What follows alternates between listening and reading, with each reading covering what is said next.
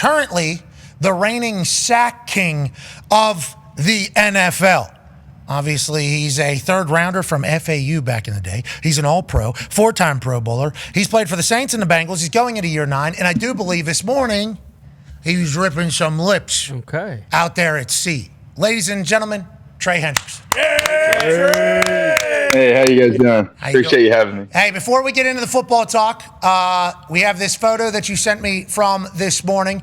What type of fish is that, and how many of these did we pull out of the water this morning?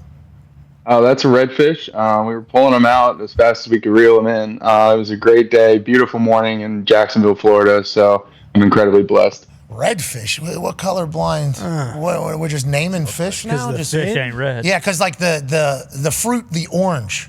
That makes sense. Mm-hmm. It's orange. Because it is orange, you see. Was it a bad lighting? Is the fish normally red? Oh, thank God it's not my job. But yeah, no, it's a red drum. It was a heck of a fight, and it was so fun to reel in. So we'll have to get out there sometime because it's incredible. Are you out at sea there, or are we close? Am I getting seasick while this is happening? No, I pulled back in the driveway about 20 minutes ago, so it was a full day out there. My buddy Pat took me out, and it was amazing. So good Irish lad taking you out there, getting you a little red blue bowl of fish. That is that's good morning. Yeah. Congrats to you on getting the big fish. Yeah. Congrats to you on getting the big fish. Now let's talk about your world that you're in. We haven't spoke to you since Radio Row. Reached out to chit chat with you because owner of the team that you are currently employed by and play for, Miss Katie Blackburn, who is running the Cincinnati Bengals, had this to say yesterday from the owners' meetings to Kelsey Conway. I think he should be happy at certain rates that maybe he doesn't think he'd be happy at, Blackburn said. I think some of it is on him to be happy at some point, and if he's not, that's what holds it up sometimes. So, it takes him to say yes to something, and also, we have all the respect in the world for him. He's been a great player. We're happy to have him, and so maybe we'll find a way to get something to work. We're just going to see where it goes. And then I think she reiterated a fact about, I don't know what's going to happen here. We didn't think they were going to be able to get the T. Higgins and Jamar Chase deals done. Obviously, your deal was being lumped in there because you're a defensive end, you're the sack king, and you are due money as well. So whenever you hear that from the ownership, what do you think immediately? Did you know that she said that? And what is currently happening at this time with you as a Cincinnati Bengal, Trey? Well, first off, yesterday was April Fool's, so I was traded to all 31 teams and had like 100 different contracts. So the one thing I was hoping that was an April Fool's joke was that article, but called my agent, found out it was not, and that was a little disappointing because communication has been poor over the last couple of months. That's something that I hold in high regard.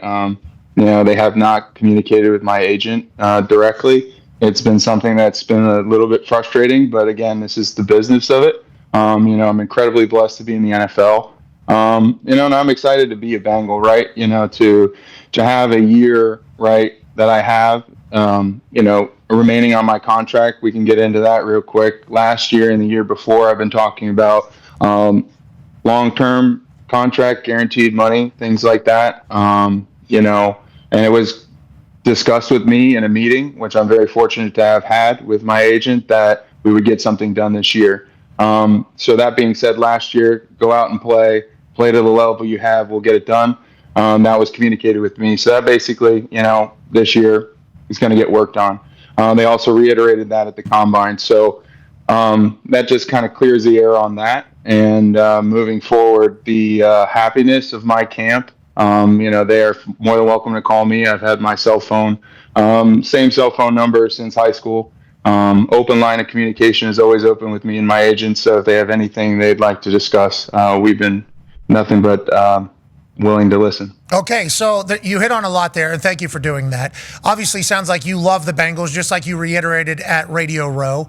Now, what you said there has been not a lot of communication. What do you mean by that? Because I think a lot of us would assume after the T and Jamar deal get done, and then they're saying they're hoping for a clean sweep with Trey Hendrickson, I believe was reported by multiple insiders. We assumed that I was moving to you to get your deal done. When was the last time?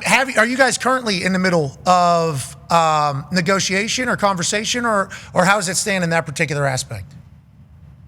Well, I mean, whenever we have something to resolve in my family, my wife and I, we discuss it and we get to a point where we know we're reaching a decision, and I've been open and transparent about however it looks for me in Cincinnati or not. I want the Bengals to benefit from that. And through this process, communication, when I say it's been poor, it's been like here and there, and respect to Jamar and T. I don't want to take anything away from all the great things they've accomplished in their careers.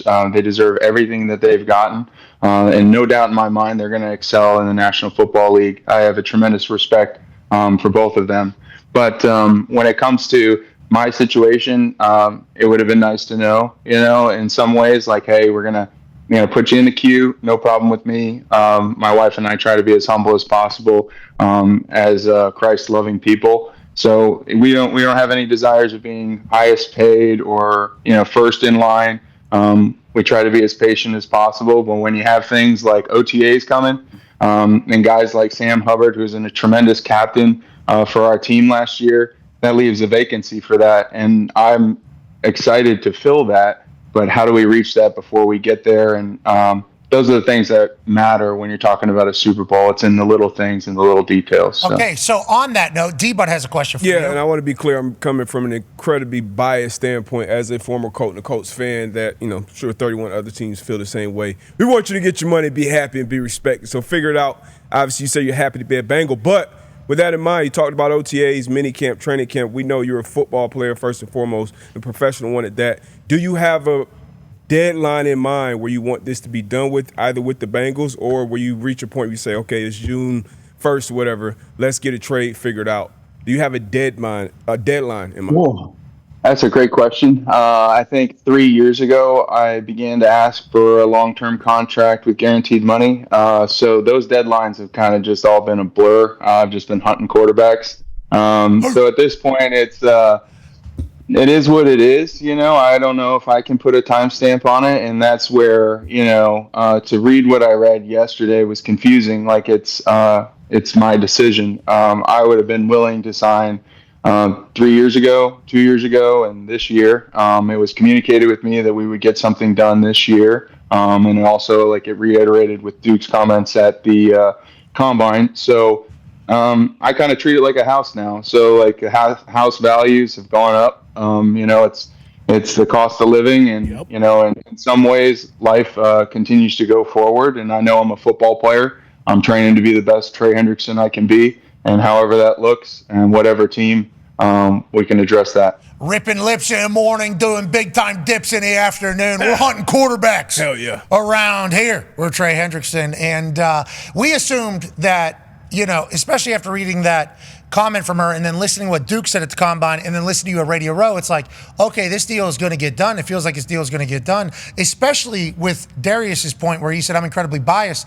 Like, we at the Colts here, especially with Lou Anarumo, formerly of the Cincinnati Bengals, our defense coordinator, it's like immediately, we need a guy that would be able to. There's a lot of teams that feel that way. I assume the Bengals understand that, so you would think they'd want to get a deal done. Let's hope, communication starts. It's either here or let's go ahead and profit off of how great Trey Hendrickson is. Now, Connor has a question for you, Trey. Yeah, Trey, New England's another one of those teams. But when Katie Blackburn says, he should be happy at, certain rates, does she mean like a specific rate that they have kind of communicated to you about a possible extension? Or is she talking about the current deal that you are on right now? Like, what do you think she meant when she said, he should be happy at certain rates and some of it, is on you?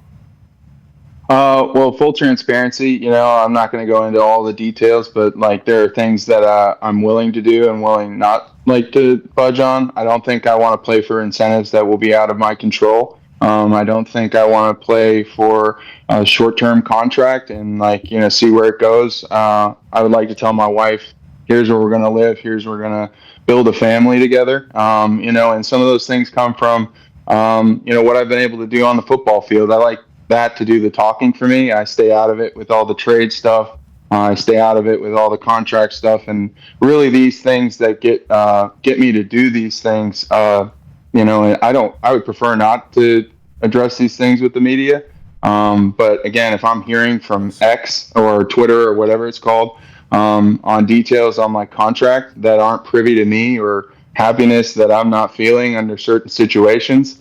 It's, you can say respect, but, respect is something that I have for Zach Taylor, and I take that approach every day, being on time, communicating with him, and telling him that, yes, sir, I'm going to do the right things and all those things. And there's a mutual respect, just to say the word respect, and then actions are speaking a lot louder in a different direction.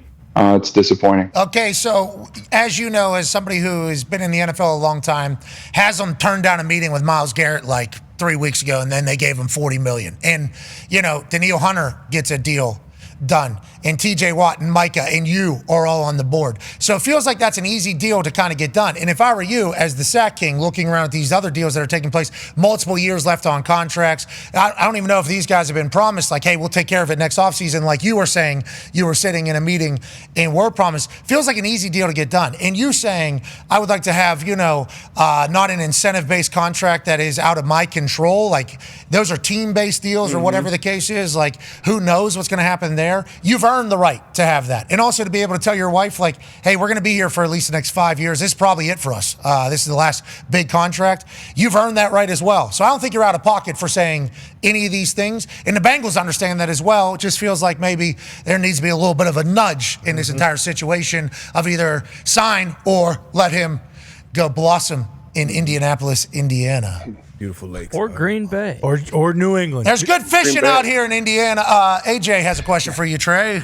Yeah, Trey, have you guys, over the course of this time, whenever, like you said, for 3 years, you've been trying to work on this, and you thought something would get done. Has there been an outline of a deal ever out there? Like, how close have you guys gotten? How far have you kicked that can down the road as far as what it may look like if you do get a contract from Cincinnati?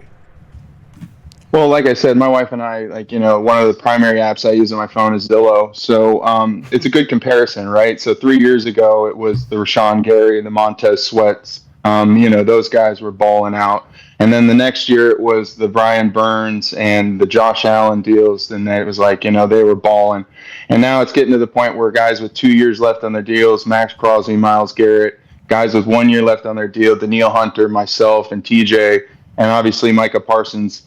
He's an incredible athlete as well. Like, I just see that that's the street, right? We're on the D-end National Football League street.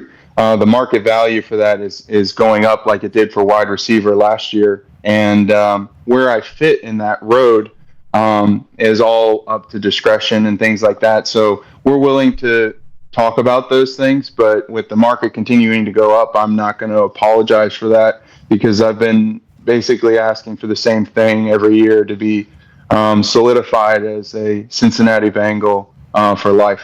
Yeah, and you say you don't want to talk about where you live on that particular street. You're at the end of the cul-de-sac, brother. Yeah. You're at the end of the cul-de-sac. That's the Sack King. That's the Sack King. But he's got that baby face. That's right. He's got that baby face. And he's normally super quiet. We'll read EXO, it sounds like. He will. Yeah. Everyone's, I will understand what's going on around. My dad a little bit more than me, but yeah, he sends me all the things I need to be up to date with. You said your dad? Yeah, my dad dabbles. I'm trying to get him off the phones, but it is what it is. That's awesome. Beast. My mom had to delete the Twitter X app from her phone because she was living on there. And anytime anybody said something about me, she wanted to come out. She was like, I don't want to embarrass anybody. Okay, I've been told I'm not allowed to respond. So she deleted the entire app. Had to. And I'm going to have my dad delete it here soon. I'm telling you, it's getting... Well, Tim McAfee won't delete the app. And I know that Tim McAfee has certainly had a bunch typed up, and then for one reason or another, I'm not going to send it. Not going to send it, I guess. Not today. It's tough, especially, and that's why nonetheless, your dad being like, did you hear what the Bengals said today? They respect you. That's a funny little narrative in this entire thing. Ty has the last question for you here, Trey. We appreciate your time. Yeah, Trey, I know you said you don't really want to speculate and you haven't got into much about a trade stuff, but you told us at Radio Row, hey, if nothing is able to get worked out, I love Cincinnati. I want the Bengals to be able to benefit from this, whether that's draft picks or whatever the case may be. With the draft being about 3 weeks away, do you get any inclination that if nothing is able to get done, that a pre-draft trade is possible? Or has it been one of those things because there has been so limited communication that you still really have no idea on that front either? Well, you hit the nail on the head on one of those points, and that's like, I have prepared my family for if we're not there, is that, something we're willing to do. And my wife has been so great, and she's so supportive that whatever it looks like, the Lord will guide us and where we're supposed to go. So, it's an interesting dilemma. This is a very unique experience for me and my family, but at the end of the day, we're incredibly blessed to be in a situation where we're talking about leading league in sacks and achieving goals that I've set for myself a long time ago. All these guys that we've been talking about today are all 30 years old. And I think there's a new era of players and taking care of your body that'll go far into that. So, it's one of those things. We're not going to complain about it if we have to play wherever. I personally would love to be in Cincinnati. They got the best fans and obviously the best zoo. So it is good zoo over here. Mm-hmm. They got good casino there too. I think casino's a winning casino. Ooh. I think so. I think it's. I might feel in New Orleans. I stay out of it. No, the New Orleans casino. It used to be. Last time you told me about a winning casino. New Orleans understood the assignment. It's a Super Bowl. Everybody's coming here. They flipped the switch off. Okay, they said this one's for us. Also, it changed names. It did. Yeah, got new ownership. Different casino. Yeah, I don't think anything. Hey, before we get out of here, Trey, we can't thank you enough for taking time. You want to say a quick prayer for us here, for the boys? Yeah, let's do it. Let's go, Trey. Finally, Father, thank you for this day. Thank you for all the opportunities we have in time of fellowship and to glorify you. Strengthen us in our time of need. Continue the good work that you started within all of us, and obviously to glorify you with the platform that we have. And today, it's this show. To you be the glory, honor, and power forever and ever. Amen. Amen. And also, Thanks, fellas. get Trey paid, God. All right, see you, Trey. All right, Trey. See you, Trey.